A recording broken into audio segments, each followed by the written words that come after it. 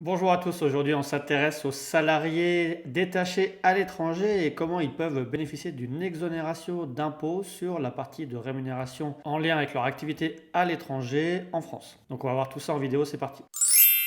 Alors effectivement, pour rappel des mécanismes, on va viser uniquement les salariés ou alors les mandataires sociaux qui vont être titulaires d'un contrat de travail à raison de fonction technique, donc principalement quand même que les salariés, qui sont fiscalement domiciliés en France et qui vont être envoyés par leur employeur dans un État autre que la France ou l'État de l'employeur si celui-ci est à l'étranger. Et dans ce cas-là, il faut que l'employeur soit en France ou dans un État membre de l'Union européenne ou l'espace économique européen, donc Islande, Norvège ou Liechtenstein. Il faut également que même si le salarié est détaché à l'étranger, il faut qu'il reste résident fiscal en France. Et dans ce cas-là, il va pouvoir bénéficier d'une exonération totale ou partielle des salaires qui sont perçus en rémunération de son activité exercée à l'étranger.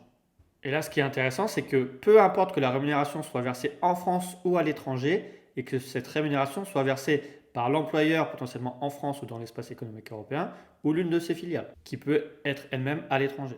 Donc dans un premier temps, on va pouvoir bénéficier d'une exonération totale de la rémunération pour activité à l'étranger si cette rémunération à l'activité à l'étranger remplit certains cas.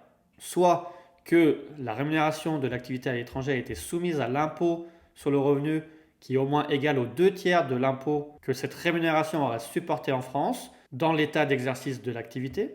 Et en général, pour bénéficier de cette exonération, ça va se passer par voie de réclamation auprès de l'administration fiscale en produisant tout justificatif nécessaire qui vont permettre d'attester que vous avez été soumis à une imposition telle dans l'état d'exercice d'activité.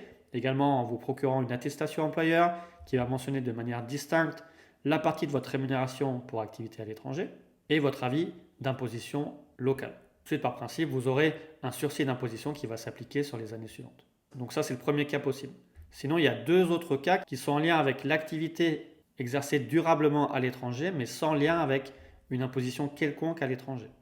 Donc soit premièrement que la rémunération de l'activité à l'étranger a été versée en contrepartie de l'exercice à l'étranger pendant une durée supérieure à 183 jours au cours d'une période de 12 mois consécutifs et qu'elle se rapporte à certains secteurs d'activité, soit les chantiers de construction au sens de chantier de tous travaux publics ou des montages, installations ou mises en route d'ensembles industriels, exploitation ou ingénierie y afférentes. Et on vise même les études préliminaires.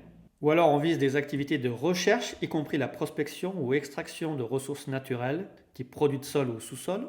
Ou alors pour une activité de navigation à bord de navires armés au commerce et immatriculés au registre international français. Et là, quelle que soit la fonction exercée à bord par le marin. Il faut savoir qu'en plus, il y a certaines possibilités qui visent à la fois le personnel technique, mais également le personnel administratif qui les accompagne. Enfin, troisième possibilité, c'est si la rémunération de l'activité à l'étranger a été versée en contrepartie d'une activité de prospection commerciale exercée à l'étranger pendant une durée là supérieure à 120 jours au cours d'une période de 12 mois consécutive. Et là, on va viser uniquement les activités de prospection commerciale, c'est-à-dire les activités dédiées au développement de l'activité d'exportation de l'entreprise ou en relation directe avec l'essor de l'entreprise à l'étranger, qui se traduisent par des actions concrètes dans les États étrangers, type visite, réunion, salon. Et dans ces deux derniers cas, le décompte de la période d'activité va s'effectuer par rapport à la durée de la mission à l'étranger, donc la période qui s'écoule entre le premier départ et le retour définitif. Bien sûr en enlevant toutes les périodes où le salarié est revenu en France pour y exercer son activité. Donc on va finalement prendre en compte le temps de transport, les jours de repos et les jours de congé. Et ensuite, au niveau des obligations déclaratives, l'employeur va devoir mentionner dans sa DSN ou DADS à l'administration fiscale la partie des salaires qui est soumise à l'impôt sur le revenu et la partie qui est exonérée. Et ce montant va être mis à connaissance du salarié qui lui-même, dans sa déclaration de revenus, va devoir enlever la partie exonérée en application du régime des salariés détachés à l'étranger pour mettre ce montant-là, case 1AC, et que ce montant de salaire exonéré soit quand même pris en compte pour la règle de ce qu'on appelle du taux effectif. Il pourra également compléter la case 8TR si ces revenus n'ont pas été soumis à la CSG-CRDS, alors qu'il doit y être soumis. Alors, si le salarié ne peut pas bénéficier d'une de ces conditions et d'une exonération totale, il peut quand même être éligible à une exonération partielle. Dans ce cas-là, on va viser uniquement les suppléments de rémunération directement liés à l'activité à l'étranger. C'est tout ce qui va être majoration de salaire, prime spéciale pour activité à l'étranger. Et dans ce cas-là, il y a plusieurs conditions qui là sont cumulatives pour pouvoir bénéficier de l'exonération.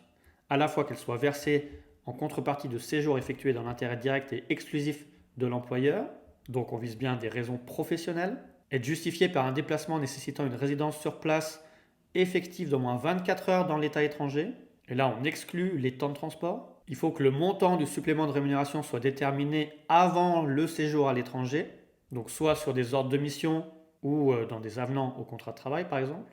Et enfin, que ces montants de supplément de rémunération soient en rapport avec le nombre, la durée et le lieu des séjours à l'étranger, et également en rapport avec la rémunération annuelle qui est versée aux salariés, hors ces suppléments de salaire pour activité à l'étranger, et que ça n'excède pas 40% de cette rémunération annuelle.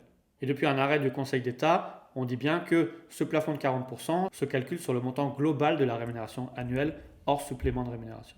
Donc c'est pour ça qu'il faudra toujours justifier que bien sûr ce supplément de rémunération n'est pas disproportionné par rapport à la rémunération totale du contribuable. Et dans ce cas-là, si on remplit bien toutes ces conditions, à la fois l'employeur doit déclarer à l'administration fiscale dans sa DSN ou DADS le montant du salaire imposable et du montant exonéré. Elle communique ces montants au salarié qui lui-même va reporter ces montants dans sa déclaration de revenus et la partie exonérée, case 1AC de la 2042C. Et également cocher la case 8TR si il est soumis à la CSG-CRDS et que les revenus n'avaient pas été soumis initialement à la CSG-CRDS.